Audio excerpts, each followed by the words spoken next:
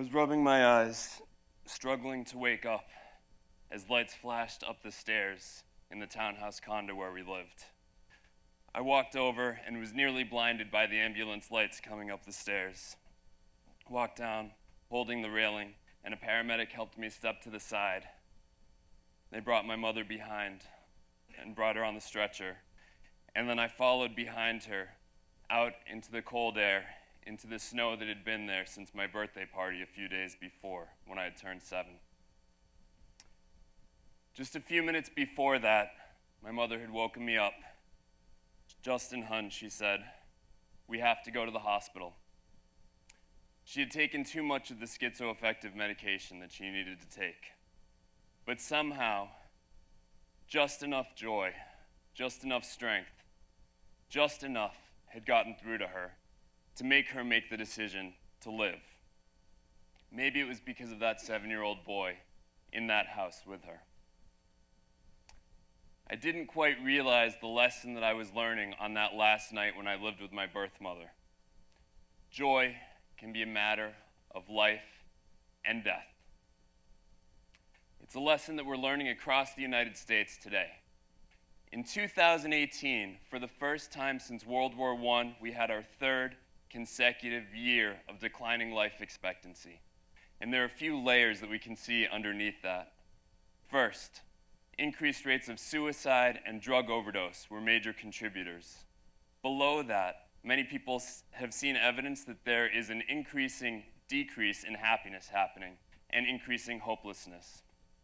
Below that, there's a fraying of relationships and a fraying of purpose that is impacting people across this country.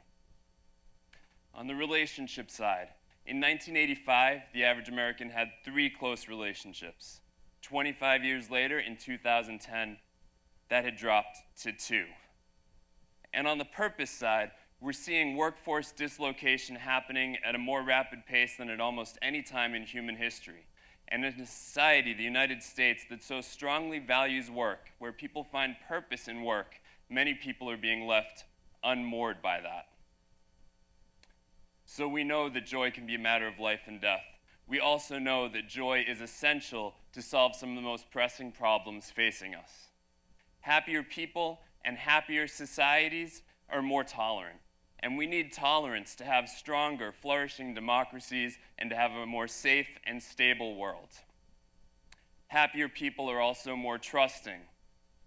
And we need to have that level of increased trust, and they're more willing to sacrifice. And we need both of those to solve some of the most pressing existential threats that we face.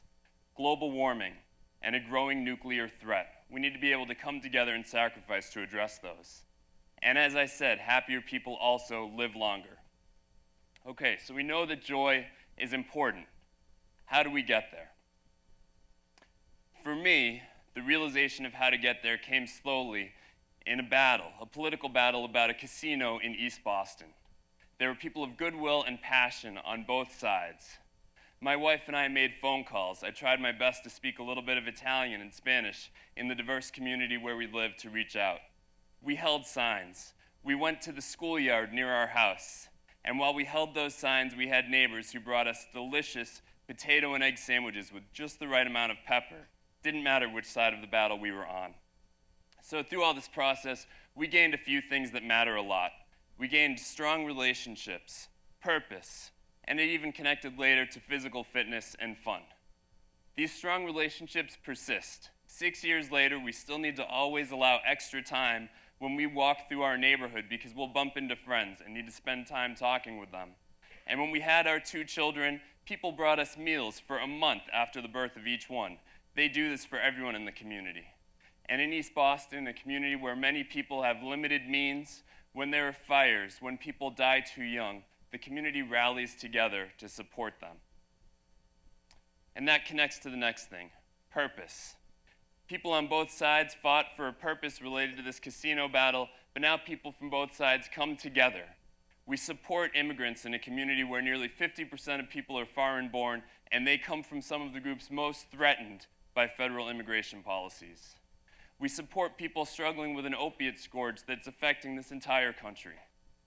And we come together to help those at risk of being displaced from their housing at a time of rapid gentrification. Exercise. People from this community came together and started a 6 a.m. workout group where we do burpees and other things like that 3 times a week in cold New England weather, outside, all year round. And fun. We've embraced the quirkiness of our neighborhood, a place where there is delicious, understated food and every restaurant seems to serve tripe on Saturdays.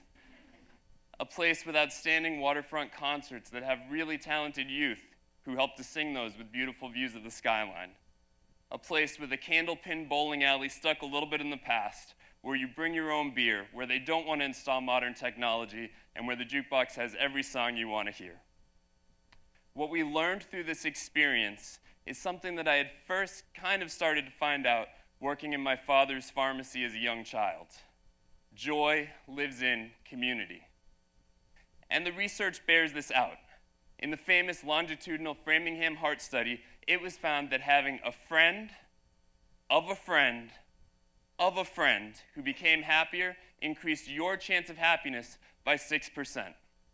You may have even heard about this, but what I didn't know was that you have to live within a mile of that person for that impact to happen. So geographical proximity matters a lot. For too long in the United States, the pursuit of happiness has been a solo sport. And yes, we need to do things on a personal level like that exercise, like that meditation, to reach our potential. But when we invest too much in our own happiness, there can actually be negative returns to that. On the other hand, when we work to help others be happier, it lifts up our happiness too. So what is this joy that I'm talking about? I'm talking about happiness times time. Joy recognizes that life has ups and downs. There are tragic moments, but joy is persistent, joy is peaceful, joy is strong. Joy requires active participation. And there are 5 things that we know, based on research, that matter most for joy. And we saw those in that East Boston experience. Long and strong relationships, purpose, physical fitness, mindfulness, and fun.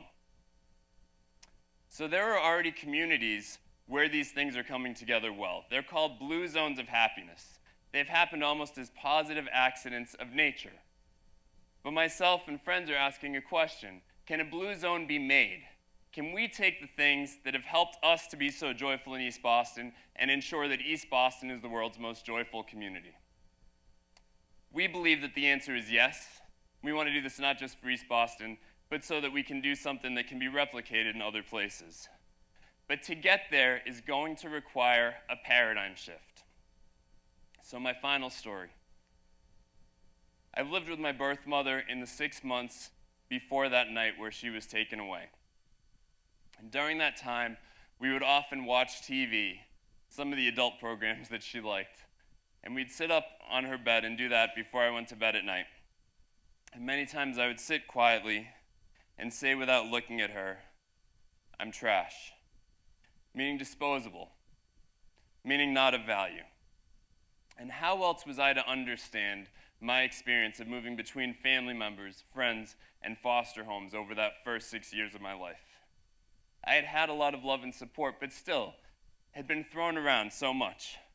But each time I eagerly awaited her response. God doesn't make trash. And each time it filled me up a little bit more. And with her love and support and other members of my birth family and adopted family, I came to understand that I was not disposable.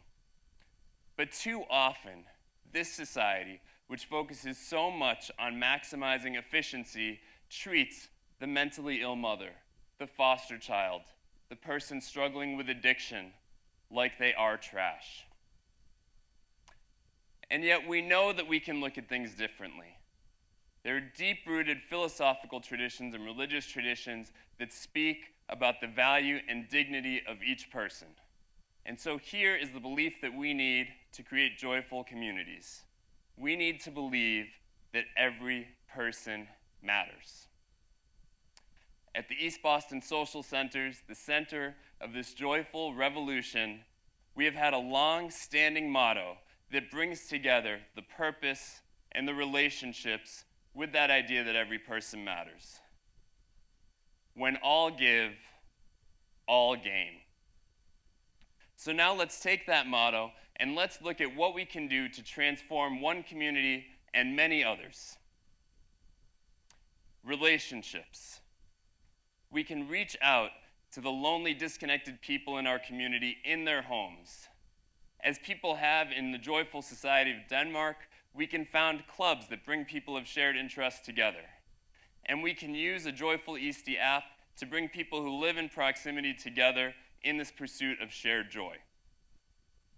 Purpose. There are too many lonely people. There are too many unloved animals. There's too much litter on the streets.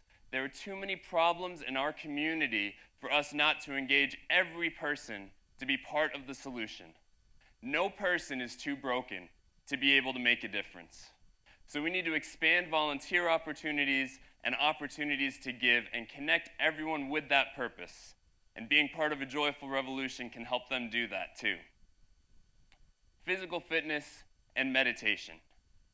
There are already many opportunities to connect with those in the community, but not everyone is connecting with them. So we need to make sure that there are culturally relevant opportunities that fit people's schedules and fit people's budgets, and we need to create a culture change. What we want to do is move from having the question, do you exercise, to having the question, how do you exercise? And fun. There are great things that I mentioned, the candlepin bowling, the quirky places to go eat, but not everyone in the community has an opportunity to connect with those. Some people feel isolated. Some might need something culturally different. So we need to make sure that everyone feels welcome, that everyone has a point of connection to those opportunities to have fun. So I've mentioned some actions, I've mentioned some strategies. I know that I don't have all the answers, and that's okay. I have the roots, and I know that in our community we have the collective wisdom to make joy happen. And I know we have to. It is a key to our future. We need to build more joyful societies so that we can have a tolerant and stable future.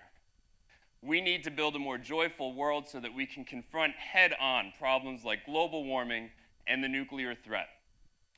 And we need to have more joyful individuals so that people can live longer and healthier, because we need to recognize that joy is a matter of life and death.